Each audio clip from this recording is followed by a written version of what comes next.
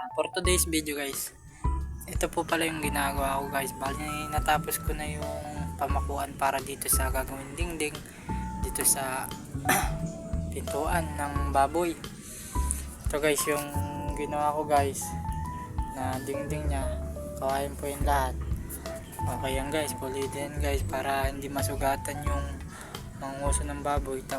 Nakataob po yung kawain yan.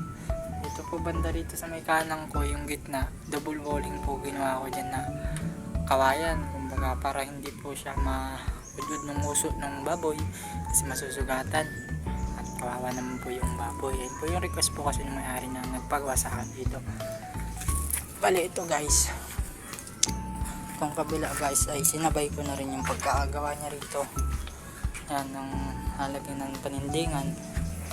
Ito yung isang bahaging kwarto niya. Yan, matatapos na to guys. Bali, dito na lang kayo tapos bago natin florinin yun dito. Sa ngayon guys, tatapusin ko muna yung mga pintuan bago mag-extend dito ng gagawing silungan ng may-ari para pag magpapakain ng baboy. Ganyan.